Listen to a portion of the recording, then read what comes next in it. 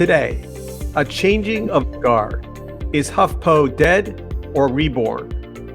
Then we begin to look back at the election and what it means going forward. And speaking of forward, a look to 2025. It's closer than you think. I'm Alexia Scordato, and this is Future Forward.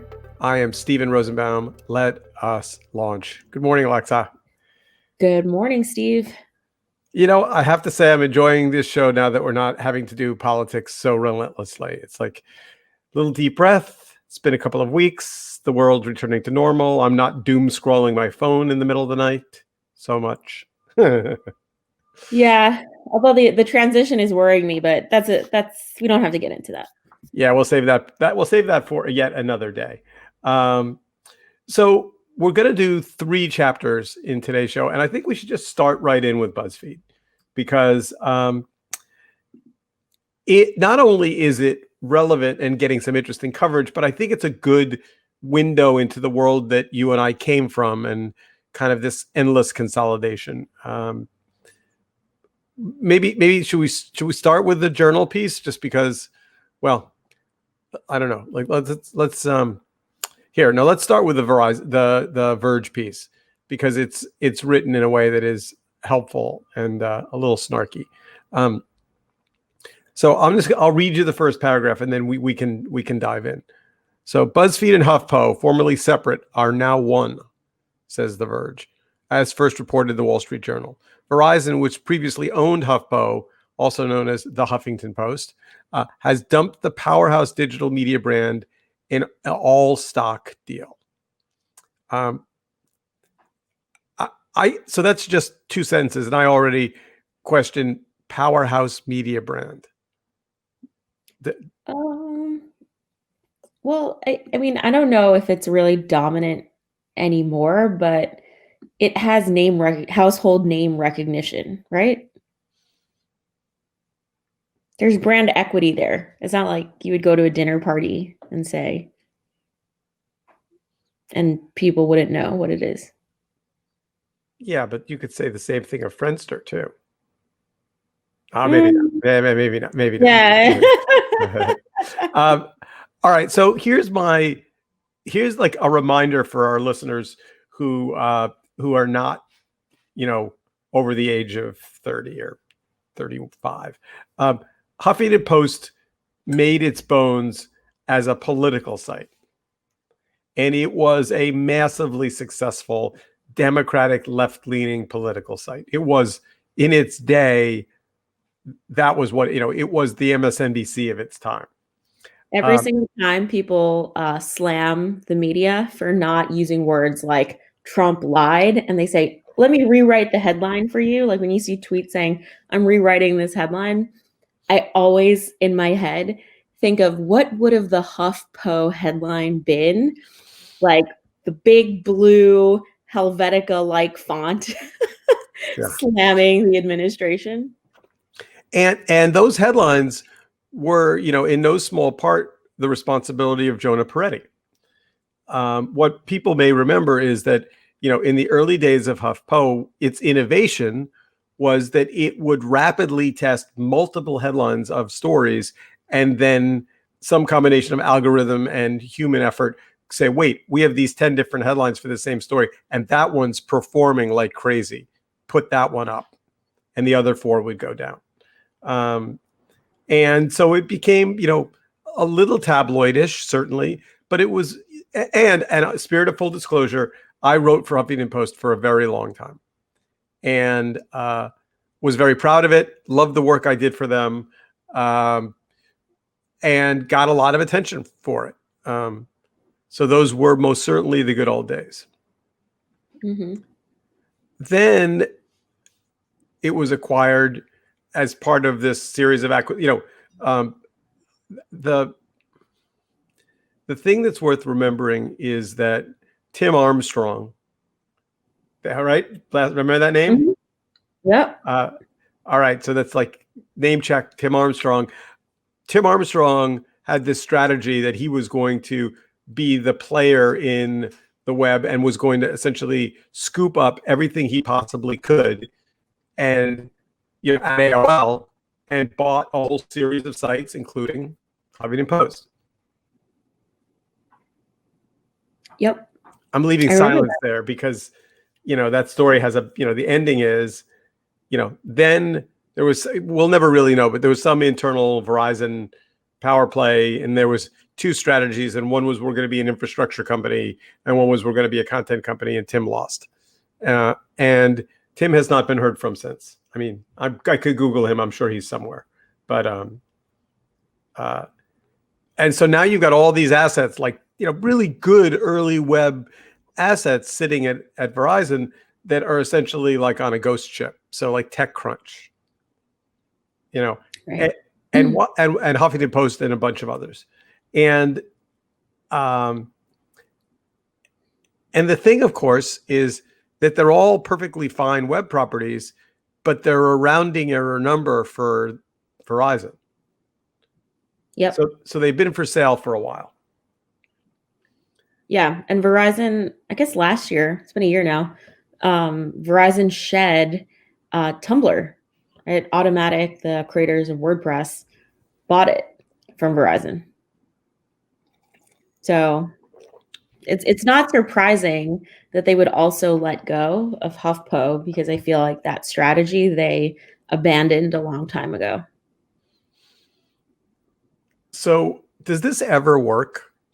Do old media brands that get cut from the mothership and set off to drift with a low value acquirer, low cost of acquirer, do they ever see their heyday again? Not necessarily. I can't think of one in the sort of media conglomerate parent company sense, but we have seen digital transformation when it comes to media properties themselves. Like the New York Times is a good example of that. The New York Times, a decade ago was trading at like $3.50 a share and was probably considered to be a dying brand. But then they doubled down on digital. And, I play the New York Times crossword puzzle on my phone now. It's totally different. But they did that on their own. So maybe there's a better question to ask, and you'll know this better than I, but like HuffPo notwithstanding, is BuzzFeed doing okay? I mean, I think they're doing fine. I think what's tough about BuzzFeed is the product of their editorial has really shifted over the years. Like BuzzFeed's like entry into the media landscape for me was at least like memes and listicles, right? Like quizzes, which Disney character are you, top 10 most popular Thanksgiving sides that you want to have on your table this year. And then they added a news component. So it's actually tough to even think about what does success mean for BuzzFeed. Is it a ton of affiliate like links where they're monetizing that way? Is it an advertising like publisher model? Do they want to be seen as serious editorial news, or they just want to sort of be seen as like a fun website? Yeah, they don't show up in my feed ever anymore, and I don't know why that is. Sometimes like some of their like really hardcore news pieces I see get picked up.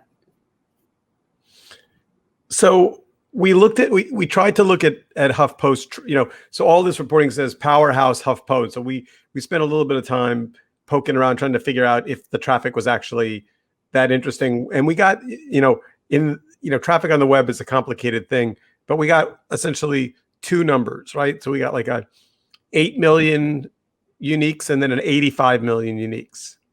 And it depends on whether you queue up all of the regional BuzzFeed.ca and all those. Yeah, we'll say though that according to SimilarWeb, we're looking at about 85 million visits. And if we go back to 2015, there's a Fortune article, maybe Forbes, that essentially says they were modestly bigger than that. Mm-hmm. So they're flat. Yeah. So here's the important thing, and then we can kind of dig into the next chapter in the news conversation. It's worth knowing that if you actually pay attention to the transaction, that BuzzFeed didn't buy Huffington Post. That what's reported in the third graph of these articles is Verizon took a minority stake in Huffington Post. And as part of the investment, they put in some money, undetermined amount, and gave BuzzFeed Huffington Post as part of a non-cash of an equity transaction. That's very different. Right. That's the equivalent. It's the difference between me saying to you, "Hey Alexa, I've got this beautiful puppy. He's really wonderful. Would you like to buy him?" And you say, "I'll pay $300." And me saying, "Hey Alexa, I've got this puppy. I really can't take care of it. Would you take my puppy from me? And by the way, I'll give you the dog food, and I'll give you all of the collar, and I'll give you the tracking chip." And like that's Right. it's a different puppy. It's a different puppy. I'm still, there's still a transaction where I'm taking responsibility for the puppy, but the value exchange is completely different. One scenario, the onus is on me to really fork up the investment. The other, it's actually like less lucrative on the part of you, the seller. And just to use the puppy analogy for a little bit longer, if you've got kids and you don't want to say to the kids, "Hey, we're taking this puppy to the adoption shelter," because that would be painful and horrible. You want to say to the kids, "We're taking this puppy and giving it to our friend Alexa, and what she does with said puppy, we won't know." So I do think that to some extent, Verizon just doesn't want to be seen as taking Huffington Post off to the shelter. Like right. they don't, whatever the downsizing and consolidation and cost cutting and rebranding is going to be, they don't want it to happen on their watch. Yep. So there's been a lot of this, right? I mean, a lot of these big frothy web properties have sold, merged. Bustle, I think, was an acquirer of a bunch of low price assets. I think it's fair to say that the lack of a vibrant economy around these diverse voices is a bad thing. It's horrible. Yeah, it's sad and it's not sustainable. And is that just Google and Facebook just sucking up all the air in the room? Yeah, probably. 10,000%, yes. Like unlike streaming subscriptions, right? You can say Netflix, Hulu, Amazon Prime, Disney Plus. Each of those streaming media entities can go out to consumers and say, "Hey, pay us whatever, $4.99 a month, pay us $9.99 a month." And consumers are clearly opting into that. All of the web-based properties like HuffPo, or like you said, Bustle, like I don't know how HuffPo actually convinces me as a reader to subscribe to them, especially when you think about, I don't know, just the number of news sources that you can get, right? You're already subscribing to, say, like I subscribe to the New York Times and Atlantic and Washington Post. Like, I don't know how much room I have for others. So Huffington Post got a new editor-in-chief 2 years ago, made a big announcement that they were changing their name from Huffington Post to HuffPo, and that they were no longer going to be left-leaning. In fact, they were going to go out and make a real effort to connect with Trump readers. She's now gone, which I did not know. And I think it's fair to say that that was an abysmal failure. 10,000%. Yeah. Yeah. I mean, I don't think. By the way, somebody texted me the link to Tim Armstrong's Wikipedia page. So I'll just read you the latest. In 2017, Armstrong and Billy Joe Armstrong, together with Tim's nephew, Ray Armstrong, and Billy Joe's son, Joey Armstrong, formed the band The Armstrongs and released their first single, If There Was Ever a Time. What? Are they going to perform their first concert on the moon as a tribute to Lance Armstrong? If we had a producer for this podcast, they would be scrambling to play a clip of the hit song from the Armstrongs right now. But unfortunately, it's just us. So we'll have to find that clip and share it with you in the show notes. Next week, for sure. Oh my God, I don't even know what to say about so that. So what's your is this where's HuffPo in 5 years? Dead or alive? Well, the question's different than that. The actual question is, where's BuzzFeed in how many years? 2? 5. But you could say 2. I think it comes down to the equity. I think the question is, so Jonah's been talking about HuffPo, about BuzzFeed being profitable for as long as I can remember. And there was something in the coverage that said that Jonah said it would be profitable by 2020. Well, that would be now, right? This moment. I think that, all of these things come down to, you've got investors, you've got a board of directors, they've got money in, they'd like the money out. There's only so many ways you get out when you're at the scale they're at. One is an IPO. Does BuzzFeed have an IPO in its future? Crystal Ball says no.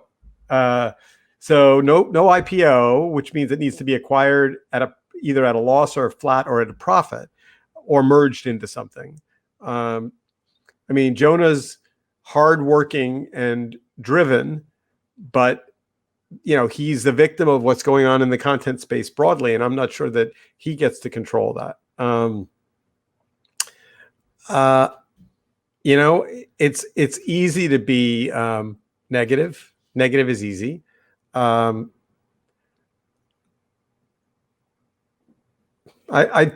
having, I would like to say something optimistic here, but I'm not sure what there is to say.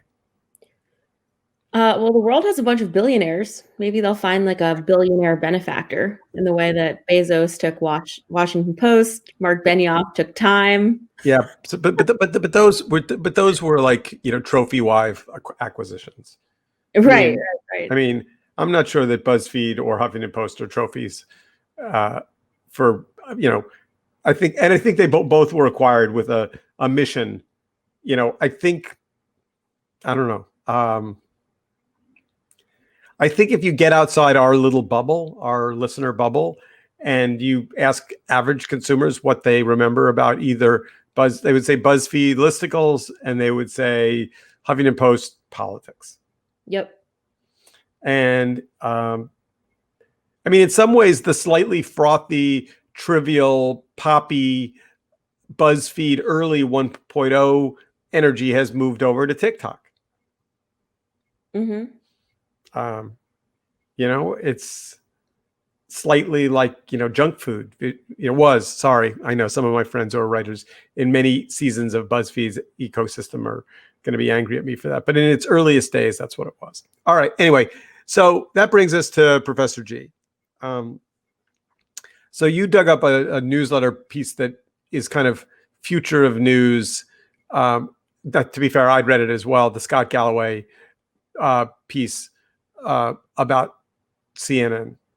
Mm-hmm. You go first. So, he opens and he does talk about how he met with the New York Times many, many years ago. And they sort of went through what the New York Times is going to need in order to succeed, right? Basically, investing in verticals like games, health, travel, really doubling down on digital, making sure that mobile or responsive web and the subscription really made sense. And so they've been on a journey, the New York Times, And so Scott was just pontificating on what is the future of Twitter and CNN. When it comes to CNN and broadcast, what does that look like? I mean, there's so many ways to kind of pick this apart, but I just thought it was so rich and dense in terms of looking at the media landscape. And I think my biggest takeaway from it is that it's almost like the markets themselves, like distribution versus content, right, have almost just merged, and it's really hard to decouple them anymore. So anyway, that's sort of what my brain was thinking a lot about as a result of this, and then also the Verizon Huffington Post news. So I debated telling this story. I've never told it publicly, but I'll tell it to you. So many years ago, I was running a company called Broadcast News Networks, and that was a news distribution cable production company. And a friend of mine was then running CNN US. And I'll never forget this. He called me and he said, "I need your advice." And I said, "Sure." And he said, "My boss keeps putting the Fox News ratings reports on my desk and wants to know what we can do to compete with them. What should I do?" And I paused for longer than I usually do.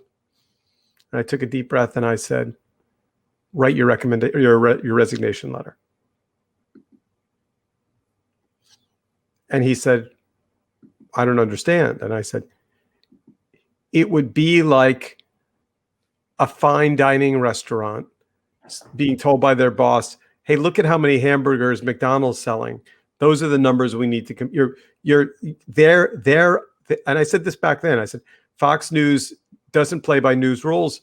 They're not fair. They're not balanced. They're an entertainment network, and you're being asked to run a news network, but be competitive to an entertainment network." As I said, it's a failed analysis, and you will fail at it, and CNN will fail at it. And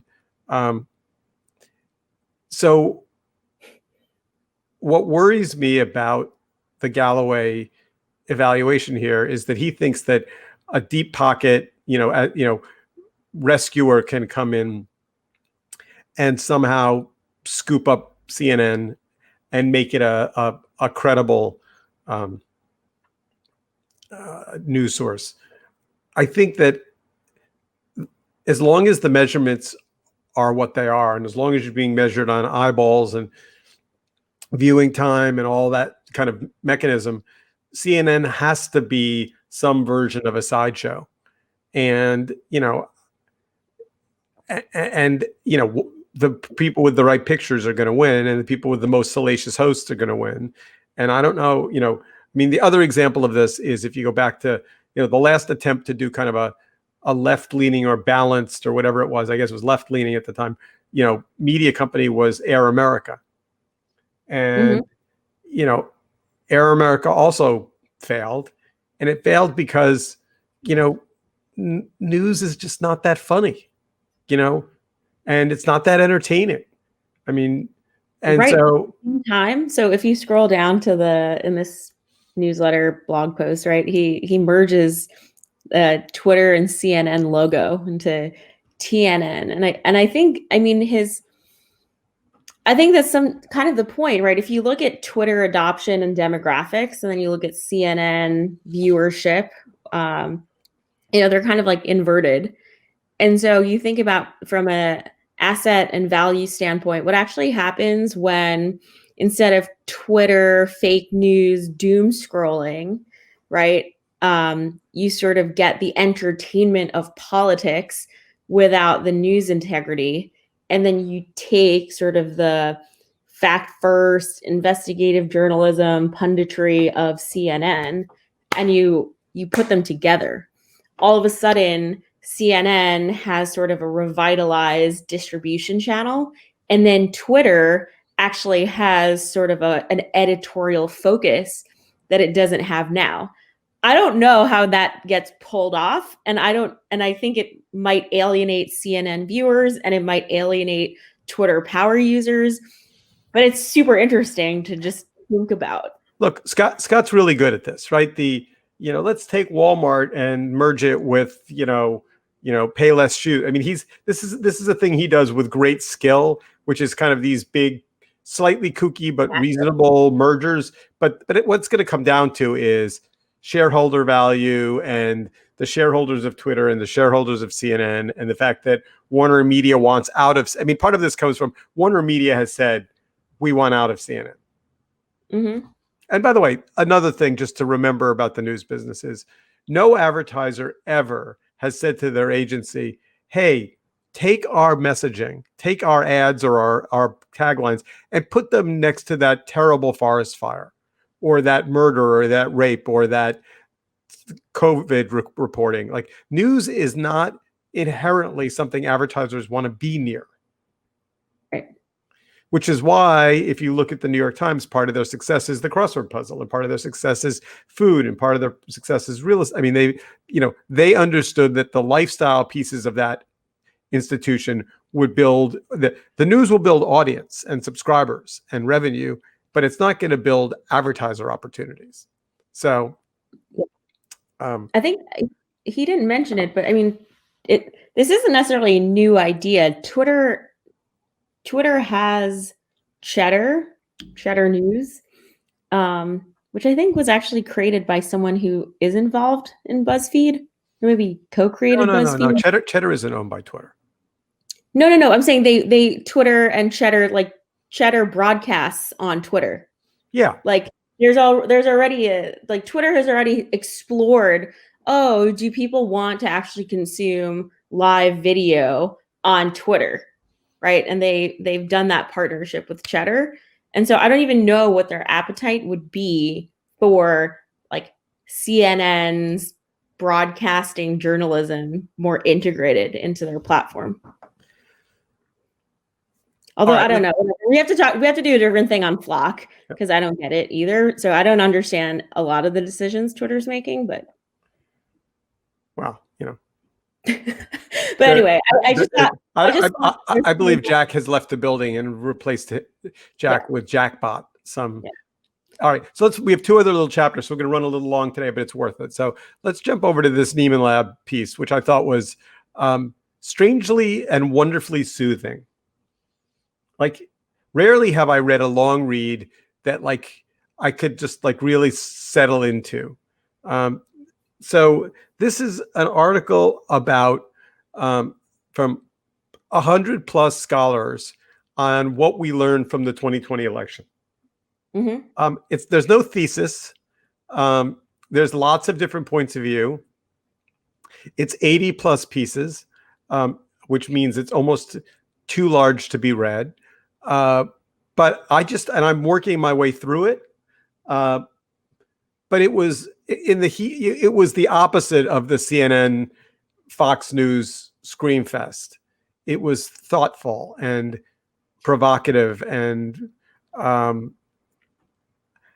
what I like about it is it almost is like a fast forward. Like for me, I was thinking, oh, what are my kids going to learn about this time in history if they were to take a journalism class, right, in 50 years? And it's thematically sort of the way this article is written. It's almost the chapters of like your required reading, like your foundational class on news, media, election, and 2020 politics. If you were to imagine a college course like that. Yeah, I think that's right. So that's why I liked it. I was like, oh, it gave me this appreciation for like what really is the narrative, like objectively, around why today's events matter in the arc of history. I would say it would be really valuable if you were going to a cocktail party in January and you wanted to be able to talk about the election intelligently, but since we're not going to the cocktail party. Hey, there's Zoom cocktail parties. We should host one. I've never done one. Do people actually drink? I think so. You can just a beverage of your choice. Yeah. Never have I understood the value of the bar environment more than I have, in the last 6 months. Like, I just Right. want to go to a bar and drink through a straw that goes through a little hole in my mask. I don't even know how that works. All right, so maybe that's enough said about the Neiman Lab piece, except that it's great and highly recommend, and would be interested in feedback from our listener viewers as to what they think about it. Which article? I mean, we probably need to curate it and say, here are the top 5, because otherwise I don't know how you get through it. But 2020, it was only 2 weeks ago, and the election is by some definition not resolved yet, although that's another topic that we'll skip for today. All right. So now for our last chapter, let's go to 2025. This is a World Economic Forum article, and this is basically 17 ways technology could change the world by 2025. Really, also like this a lot. So let's just run through them, and then you stop me if any of them seem not obvious or you don't agree with them. So number 1 is AI optimized manufacturing. Makes sense, right? We already optimized supply chain with it. A million years ago, I saw a car. I was inside a plant of robots building car parts, and it was hypnotic then, and I assume it's gotten dramatically better. 2, far-reaching energy transformation. This felt really optimistic, but that's just because it requires a coordinated effort. And right now in the US, our commitment towards energy transformation, at least in the current soon to be out administration, has not been great. But I want this to be true. Yeah, I think you're going to see dramatic steps forward quickly under Biden. 3, I guess I didn't fully understand, a new era of computing. And I guess they're talking about quantum computing kind of coming into its own.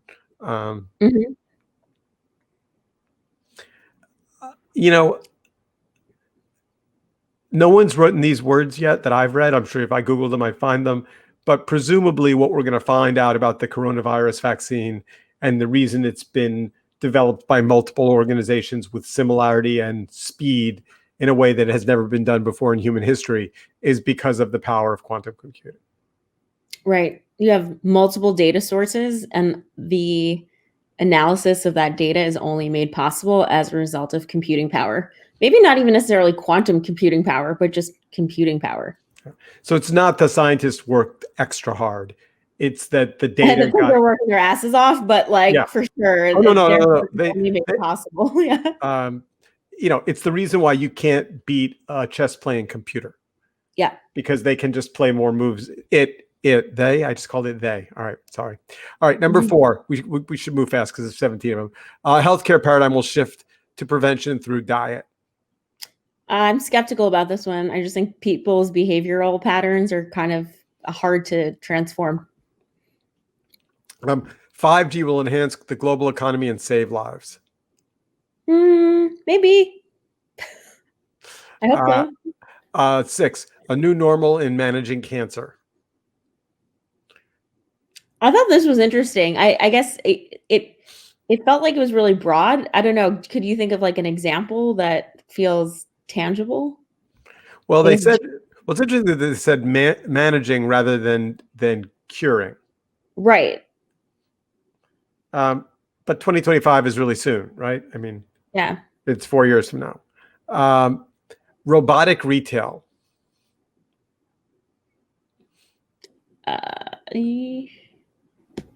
Yeah, I mean, I don't know. I guess this is basically saying you'll have robots shopping for you at the grocery stores. I mean, robots basically take stuff off shelves in Amazon now, so it's kind of happening. I guess I just don't know if people want it. How popular are some of these things? So I ventured out to Zabar's the other day, and there was a guy at the cheese counter next to me ordering, and he was clearly from Instacart. And he had the phone in his hand, and he was talking to the woman behind the cheese counter, trying to translate cheese questions that he clearly didn't understand to a woman who clearly didn't understand the Instacart guy's cheese needs. Yeah. And I thought it's going to be a long time before a robot replaces the slightly quizzical Instacart guy.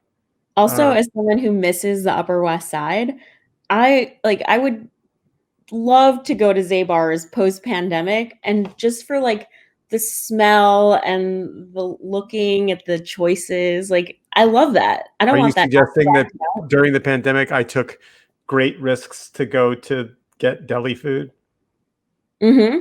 Oh, I didn't hear. Yeah. Yeah, no, I mean, I had a mask and gloves and a hat, but I still did stand in the deli line, which is 6 feet social distanced and all that stuff. And all the people behind the counters are wearing masks. I mean, I think they handle anyway. All right, we have a couple more. A blurring of physical and virtual space. Yep. Putting individuals, not institutions, at the heart of healthcare. That's a long conversation. That's really, yeah. The future of construction has already begun. Well, yeah, robots are going to build things. Okay, fine. Gigaton scale CO2 removal will help reverse climate change. Hope so.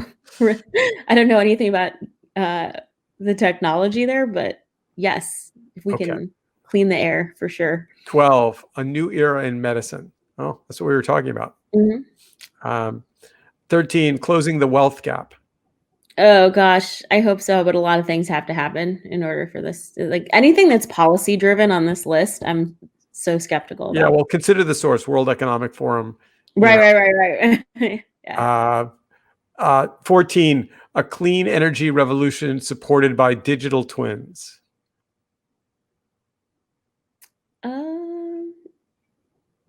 Yeah. I don't know. Yeah, I don't know what that means. I mean, I have to read deeper to understand what a digital twin is. All right, 3 more. Understanding microscopic secrets hidden on surfaces.